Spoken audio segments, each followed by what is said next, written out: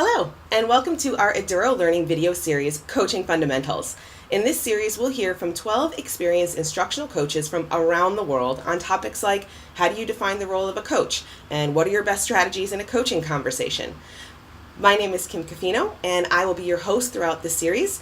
I've been really fortunate to be an instructional coach in schools around the world for the last almost 20 years, and I've learned a ton from these conversations, so I am super excited to share them with you. If you like this format, hearing from lots of different perspectives on a single topic, please give this video a thumbs up and subscribe to our channel to get all 12 videos in the series. Turn on notifications to find out when we're live on YouTube and to be the first to see the next installment. Have questions about instructional coaching, or would you like to see a specific video series related to anything about education and technology? Leave us a comment below and let us know. Want to see even more instructional coaching resources after you've watched this series? Head on over to our website to check out our free resources, more videos, and online courses about teaching and learning and coaching in the digital world.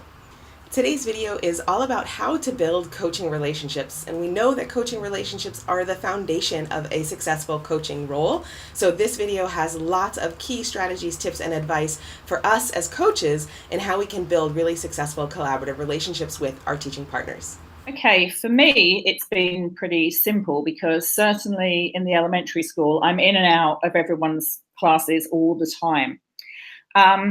And so a trusting relationship has been built up over the past 6 years just because I've been here for 6 years. This year I stepped into coaching in middle and high school as well. And what I did was I tried to arrange some time, either the first lesson of the day or the last lesson of the day, where I would go into individual teachers' rooms. And I did it a week at a time by department. So one week I said, I'm going to go into social studies in the middle school. And another week I said, I'm going to go into maths in the high school, and so on. And what I did was I was kind of a fly on the wall there, although sometimes I did actually get sucked into doing some of the activities and so on, which was interesting. And then at the end, what I always did was I met the teachers and I gave them feedback. I gave them feedback on what I noticed the students doing and how that fitted with the ISTE standards.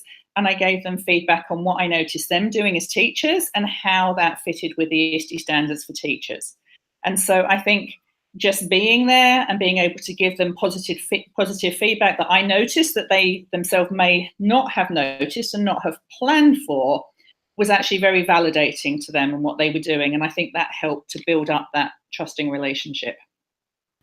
So a few years ago, maybe like 8 years ago now, I read an article by Jolene Killian, and it has always resonated with me about this concept of coaching heavy versus coaching light. And I think that idea of coaching light is, doing the little things, kind of building up that social capital that you have with your peers. Maybe it's not technically in your job description. I can't print. How do I hook up to the projector? I need someone to help my kids log in.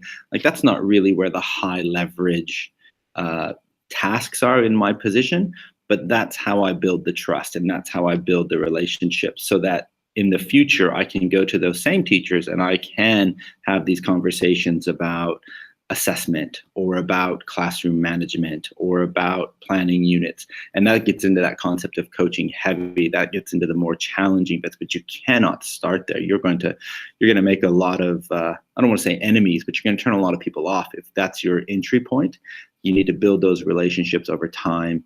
Again, it's about listening. It's about empathy. It's about really understanding where everybody's coming from. I don't think there are any teachers out there who are adverse to change. I think there are teachers out there who are fearful of it, and it's understanding what that fear is. And part of mitigating that fear is building those really almost superficial relationships at first, whether it's in the lunchroom or in the hallways, to then allow you that deeper access. Coaching relationships, well, you have to build them carefully and deliberately from the beginning. I've just started a new school, so for me it's like a fresh start and a new opportunity to make a good first impression. So some of the things that I'm doing to build relationships, I eat lunch in the staff room whenever I can. I wander through people's classrooms and comment positively on great things that I see. I tweet pictures of great learning or displays or things that teachers are doing. And I think I just try to get them to understand that I'm there to support and not to pull down as much as I can. So just being as positive as I can is really helpful, and also being as useful as possible. So if I know if I come across a really great article for the physics teacher, that I will email him directly, for example, rather than just hanging on to that or what have you. So I've had some quite good success just from sort of personalized and targeted, hey, I found this online, I thought this might be useful to you. That seems to work really well as well. And once you get 1 or 2 people on board who are willing to take a few risks with you, then it sort of spreads itself, and you can go from there. Building relationships is as key to coaching as it is to teaching. And I think, most of the best teachers I know got into teaching partially for the relationship component. And certainly if that wasn't a driver of them getting in, they recognized that relationships are key. And it's the same with adult learning. So relationships are about communication and listening and mutual respect and that sort of stuff. So I think you build relationships through listening, through understanding and inviting one another. So I think using invitational language when you're coaching, I think you don't build relationships by being a know-it-all. So interrupting people halfway through their question and saying, yeah, I know the answer, I know what you're going to ask, and you just give the answer. Like, that's not a way to build relationships. And it would be the opposite, that you are taking time to know people, to listen to people, and not firing away with the right answer, but being gentle and inviting of, well, like an example would be inviting people to give thoughts of how they might approach it before you start saying, well, here's what I've seen. And then I think offering multiple ways of attacking a problem is always better than saying, oh, here's how you do it, because that doesn't invite disagreement or a second opinion or a tweaking of the plan. And it becomes just the coach's idea. And so I think, you build relationships by sharing and working together. I try to have as many casual conversations as I can, to be honest, and make sure that we have a rapport, even just on a social level, in the hallways, try to get to classrooms, just find some common ground and become comfortable with as many people as I can that I have to work with directly, so that when we have the serious educational conversations, they kind of understand who I am as a person, the way I speak. My tone won't be misunderstood. So that's a very, basic level, but there's that really helps. It's not just for coaching, it's for everything. If you're a teacher, it's important you have relationships with students and with your colleagues and with your administrators. So for me, it's just an extension of that. But the thing about coaching is it's very vital. The relationship is what's there, because if there's no relationship, there's no trust. And if there's no trust, the person's not going to stretch themselves, and they're not going to ask you to help. They're just going to be on their own. They're going to struggle on their own. They're going to think, well, that person doesn't help me. And so the relationship's really important, and they take time, and you have to invest energy in the relationship. And that's sometimes the biggest struggle, because a lot of times as a coach, you have a lot of people that you're supposed to be working with. I have 50, I think with our also part-time staff, 55 teachers. I'm the one ed tech director / coach. And so, I just know for a fact, not everybody's getting my full attention. People have been really good about it, though. They know that I have lots on my plate. So they've been good about it. But I know there's people that I could move forward faster and quicker if I had more time to spend with them. But again, you can only do so much. And so I do focus on trying to develop relationships, especially though with people who I've noticed are reluctant. So I think the number one thing you can do as a coach is build good relationships. How do you do that? I think there are a lot of ways. I think in the beginning, as a new coach, so my first coaching role, I was also the first person in that role. So the school hadn't had anyone before.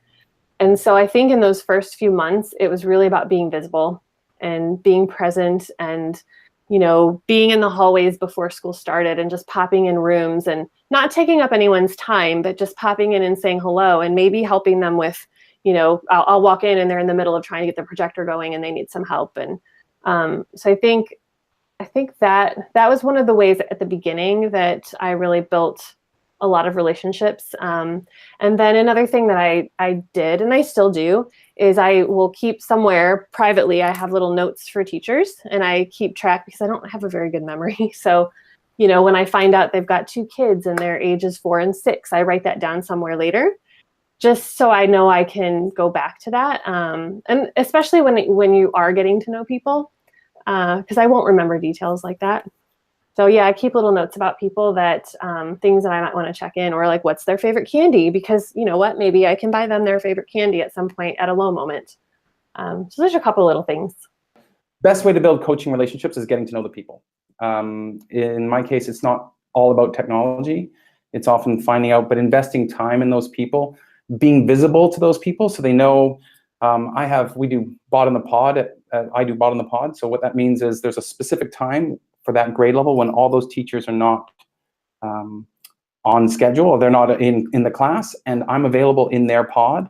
So if they have questions, if they have something, they can know that time is some place that they can see me. So I'm going to try to be as visible as I can with my time. So that's really important. Relationships, coaching relationships, they have to be there before any coaching can really happen or be effective. And you really have to get to know the people that you're working with through your conversations with them, through being in planning meetings, in different situations where I feel like a lot of times I will sit back and really get a sense of what's happening in the school, in the classroom, and with the teachers as well. Listening and learning about what's happening. And then offering support and ideas and kind of putting some things out there and see what people might be interested in following up with that. Also just being to model what you're trying to see happening. There's a lot of coaches who are doing both coaching and teaching in the classroom. So really modeling and showing, and not just walking in as like, I'm the expert and I'm going to tell you what to do, but you do what you're saying and what you're asking the teachers to do. So it's really, you have to come up from a lot of different angles and be really observant and listen and really get to know people. Just like our students and even my kids, they learn more from watching you and your actions than actually what you say. So I think a lot of times coaches become coaches because they're really good at something. And oftentimes, especially in sort of the tech world, we are very public and we're very fluent in these tools that we use. So we're used to putting stuff out there. And so that can gain us a lot of attention.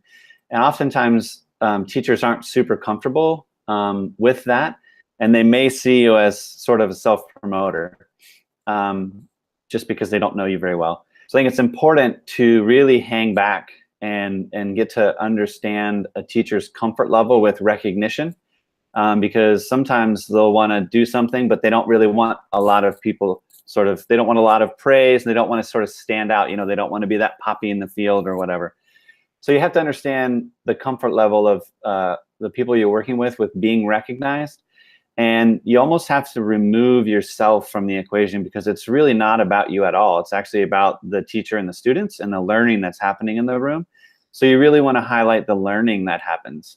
And so oftentimes we go straight to the individual when actually it's the learning. So I think, understanding how much comfort a teacher has with recognition and being recognized, how much you can do that without making them feel uncomfortable, but then really focusing on the whole reason we're there is learning, right? We're learning coaches. So really focusing on the learning. Building coaching relationships in a school is really dependent on you remembering, what people on your campus are doing. And that's building more humans. And that's not an easy task. And so I think in your interactions with other people, it's just so important to remember they are juggling 99 different things just within those 5 minutes. And remembering that everybody wants the best for the students, for the school, but it's not always the easiest to prioritize. And just being really compassionate and knowing that people's work is very nuanced, is very complex, and really meeting them in the midst of all that chaos and complexity means that you have to be super compassionate. Well, relationships, yeah, they're fundamental in the coaching practice, because really you're in a way you're asking a lot of a teacher. You know, you're asking them to take something that's very personal to them, that they've built over a long time, and that they believe in, and you're asking them to change it. And some teachers are really excited because they're continuously changing it, but other teachers aren't. And so to try to do something that personal without having any sort of relationship to base it on is very difficult. Also, I think for a successful coaching program to exist, there's a few people have to be on board. Of course, the coach, the teacher, admin has to be excited and promote you as a resource, a pedagogical resource for teachers. And so it's important to cultivate the understanding within that, and to get people's time. You know, the cornerstone of your relationship is, I know your time is precious. I know it's precious, but could I have a little bit of it whenever it's okay with you, you know? So yeah, it's the platform that it all sits on, you know. So many great strategies and tips and ways to build relationships with teachers and leaders in your school context from our awesome panel of coaches. Hopefully that conversation was helpful for you with lots of practical ideas that you can implement in your school. If you enjoyed today's video, please head over to our website, edurolearning.com, to check out other great resources for coaching, teaching, and parenting in the digital age. See you there.